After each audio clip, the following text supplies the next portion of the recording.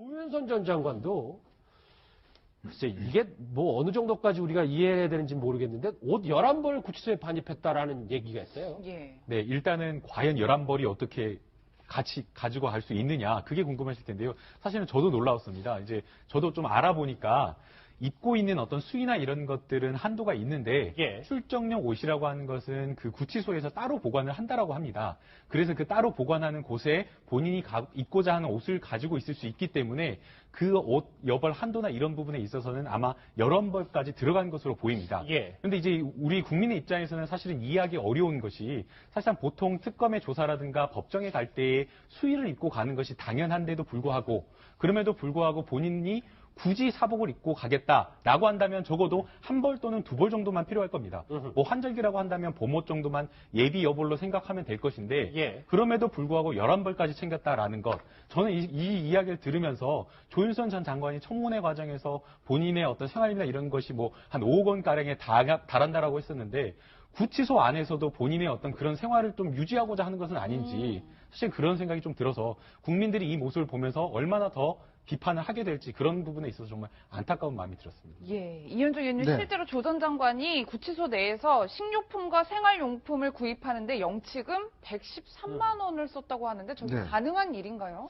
이게 이제 왜 그러냐면 안에 있으면 사실 이제 그 여러 가지 구매를 할 수가 있습니다. 과자라든지 음료수 같은 거는 직접 구매를 해서 이제 먹을 수가 있는데 특히 이제 저렇게 구치소에 오래 있다 보면 상당히 우울증 증세가 있습니다. 그리고 또 이제 할 게 없어요, 사실은. 이게 왜냐하면 검찰에 왔다 갔다 자주 출석을 하면 검찰 수사를 대비를 할 수가 있는데 그렇지 않고 이제 검찰에서 가끔 한 번씩 부르면 나머지 시간은 사실은 혼자 방에서 혼자 지내야 되거든요. 예. 그러니까 그럴 경우는 사실 우리가 왜 사람이 좀 우울하고 하면 좀 단 걸 많이 먹지 않습니까? 음료수라든지 커피라든지 이런 거 할 때 이제 그런 것들을 하면 조금 이제 우울함을 좀 잊는 경우가 많거든요, 실제로. 그리고 또 이제 책 같은 거를 많이 봅니다, 안에서는. 주로 네. 이제 아무래도 이제 교회 다니신 분들 같은 경우는 성경책을 많이 보고 또 이제 절에 다니신 분들은 이제 불경책을 왜냐하면 이게 마음을 다스리는 데는 이 책만큼 좋은 게 없어요. 이제 그러다 보니까 아마 조윤선 장관도 안에 있으면서 본인이 사실 지금 아까 옷 이야기도 나왔지만 사실 여성으로서 어떤 면에서 보면 좀 이해할 수 있는 측면이 저는 있는 것 같아요. 예. 왜냐하면 지금 마지막 보루지 않습니까? 그런 부분까지도 사실은 본인이 직접 TV를 통해서 모든 사람 앞에 자신의 모습이 노출되는데 그것마저도 수의를 입고 가는 것 자체는 본인 스스로도 용납할 수가 없는 것이죠. 이건 그런 부분도 있죠. 네, 그런 측면은 저는 좀 이해할 측면이 있다고 보고 또 안에서 있다 보면 굉장히 그런 어떤 그 개인의 어떤 심리적 상태가 안 좋기 때문에 이런 것을 통해서라도 좀 극복해 보겠다 한 그런 취지에 저는 아마 이렇게 구매량이 좀 많은 것이 아닌가 이렇게 좀 추정을 해봅니다. 옷 11벌, 옷 11벌. 근데 조윤선 전 장관과 함께 김남국 변호사. 네. 블랙리스트로 기소됐던 김기춘 전 실장 옥중 생활도 또 하나 있는데 이분도 좀 세게 얘기한 게 옥사라는 단어를 썼어요. 네, 그러니까 김기춘 전 비서실장이 뭐 78세의 고령이고 그다음에 뭐 알려진 바에 따르면 심장의 스텐스 그 확장 그물망처럼 해서 심장의 혈관을 확장하는 수술을 했다고 합니다. 그래서 사실상 이런 어떤 분들은 혈액 순환이 잘 안 되는 경우, 그러니까 운동을 하지 않고 활동량이 많지 않는 경우에는 좀 건강상에 조금 어려움이 있을 수 있는 건 사실입니다. 그런데 이제 지금 이제 김기춘 전 비서실장이 측근에게까지 뭔가 이런 어떤 본인이 옥사할 수 있다라는 정도의 굉장히 센 발언을 했다라고 하는 것은 아마도 제 생각에는 보석 신청을 좀 염두에 둔 발언이 아닌가라는 생각이 듭니다. 실제 김기춘 전 비서실장 같은 경우에는 본인이 할 수 있는 어떤 법률적인 절차는 다 했습니다. 구속영장 발부가 됐을 때 영장실질 심사를 할 때에도 특검에서 지금 수사를 하고 있는 것이 특검법에서 수사를 한 어떤 수사 대상의 범위를 벗어난 것이다 라고 하면서 또 법적 절차를 밟은 사실이 있기 때문에 아마도 보석이나 이런 것들이 허가가 되지 않을 가능성이 매우 높음에도 불구하고 본인은 이 기소 전에 그러니까 첫 번째 공판기일 전에 보석 허가 신청을 조금 해보려는 어떤 그런 포석으로 본인의 어떤 건강 상태를 외부로 조금 알리고자 하는 노력을 지금 하고 있는 것으로 보입니다. 그렇군요. 그런 면도 있겠지만 김기춘 실장은 그 상당히 엘리트 코스를 밟아온 인물이고 또 어쨌든 그런 어떤 그 자신의 어떤 그 이념적 정체성에 있어서 자기 확신이 상당히 높은 인물입니다. 예.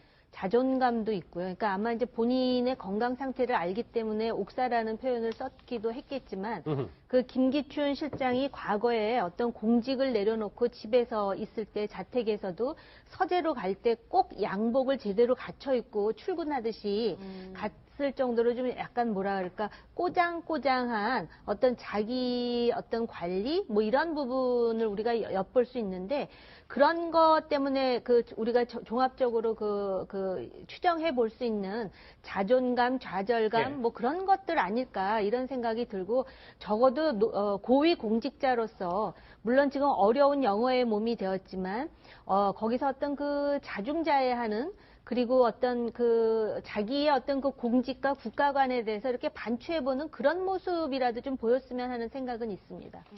90일 동안 특검 수사가 진행이 됐잖아요. 네네. 이것 때문에 구속된 거물급 인사들이 굉장히 많죠. 많습니다. 예. 자, 다들 구치소 생활을 어떻게 하고 있나 좀 궁금하실 텐데요. 자, 유독 적응을 못하는 사람이 한 명 있다고 합니다. 네, 바로 조윤선 전 문체부 장관 얘기인데, 네. 자, 이런 얘기가 지금 들렸어요. 언론에 보도됐습니다. 네, 바로 조윤선 전 장관이 구치소 입수 후에 사실상 곡기를 끊고 귤에만 의존했다. 그러니까 귤만 먹는다는 얘기죠. 체중이 크게 줄었다. 이런 얘기가 지금 들려오고 있어요. 영치금도 좀 넉넉하게 넣어줬다고 하고, 남편인 박모 변호사가 늘 저기 한다는데, 왜 저렇게 귤만 먹는다고 보십니까? 아마 굉장히 정신적인 어떤 트라우마 있지 않는가 싶어요. 네. 사실 외부에서 자유롭게 활동하고 사실만 부러운 것 없이 살던 사람이 이제 그런 데 들어갔을 때 특히 여자하고 남자는 좀 틀리거든요. 여자는 사실 뭐 어떤 그 본인을 꾸미는 뭐 그런 것도 있고 그래야 하는데 구치소는 전혀 그런 걸 할 수가 없어요. 또 머리 헤어스타일도 마찬가지고 뭐 화장과 관련된 부분도 마찬가지고요. 또 뭐 샤워를 갖다 항상 자유롭게 할 수 있는 것도 아니고 그러면서 이제 무엇보다도 약간 폐쇄된 곳에서 자기 미래에 대한 어떤 공포감이 굉장히 있을 겁니다. 이제 그러다 보니까 아마 제가 볼 때는 의도적인 건 아니고 이제 입맛이 없겠죠. 네. 입맛이 없으면서 귤만 먹고 있다 그런 얘기가 들려요. 근데 사실 귤만 먹게 되면 영양 결핍 현상이 굉장히 일어나지 않습니까? 탄수화물도 좀 먹어야 되는 거 아니에요? 굉장히 체중이 많이 빠지게 될 거예요. 그래서 본인 자체가 만약에 저렇게 계속적으로 한다고 하면 이제 건강상의 문제가 굉장히 될 수 있다고 봅니다. 네네. 오늘 이제 아침에 그런 건강상이 너무나 문제가 많이 되면 결국 뭐 병과 관련해서 이제 보석 신청도 경보석도 가능하지 않겠어요? 있는데 근데 영치금 뭐 넣어준 돈이 상당히 많은데 그것도 다 썼다고 하는 걸 그러니까요. 봐서는 어디 갔습니까? 아마 일부러 안 먹는다 이런 게 가능한 추론이겠죠. 뭐 그럴 수도 있지만 그건 이제 단정적으로 얘기할 수 없고 네. 아마 영치금 자체는 본인의 어떤 뭐 옷이 그 안에서 오는 수위 있잖아요. 네. 그런 것좀 질이 좋은 거랄지 또 다른 데는 쓸 수 있겠죠 뭐. 네네. 영치금 떨어지면 계속 보충해 주니까 그 큰 문제는 아닌데 예. 문제는 그 월간지에 이제 뭐 월간지 어제 그저께 나온 월간지 그렇죠, 나오지 그렇죠. 않았어요. 근데 제가 들었던 얘기하고는 조금 배치되는 측면이 있어요. 어떤 뭐, 겁니까? 그래요? 처음에 보면은 그 조윤선 그 안에서 지금 제일 잘 버티는 사람은 의외로 김기춘 실장이랍니다. 아, 김기춘 전 실장은 너 나이도 많은데.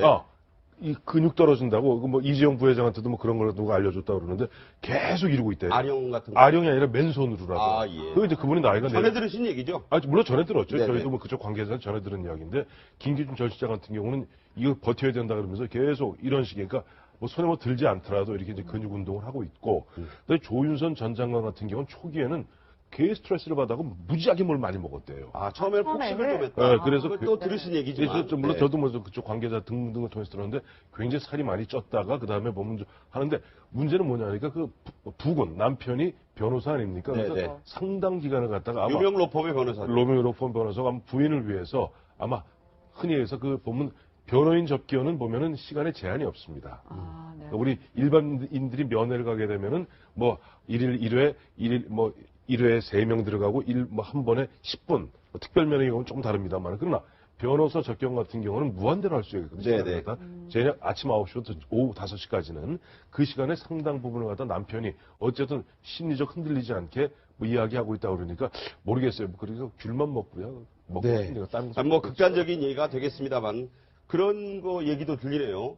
네, 지금 조윤선 전 장관 같은 경우에는 어쨌든 입소 초기에 약간 좀 감박 증상 같은 것도 보였다 이런 얘기가 들려요. 그러니까 가장 많이 한 말이 지금 몇 시예요? 이 얘기를 처음에는 5분마다 옆에 물어봤다 그래요. 그러니까 이제 시간의 흐름에 대해서 이제 저런 그 어떤 밀폐된 공간에 있다 보니까 네네. 감각적으로 좀 이제 그 무뎌질 수도 있는 거고 그 이제 시간의 흐름이 어떻게 되는지를 좀 확인하는 그런 건데 사실 우리도 과거에도 그런 거 봤지만요.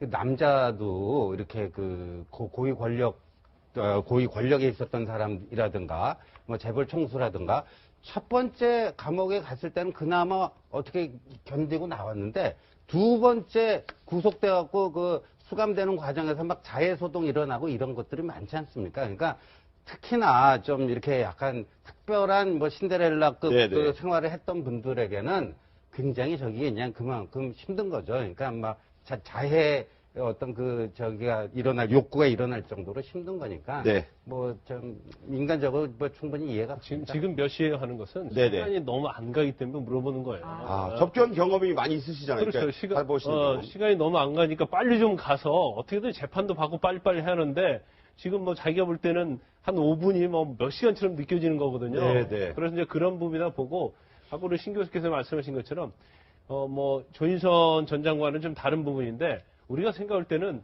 교도소를 굉장히 밥 먹듯이 들락거리는 사람은 교도소 생활 잘할 것 같죠.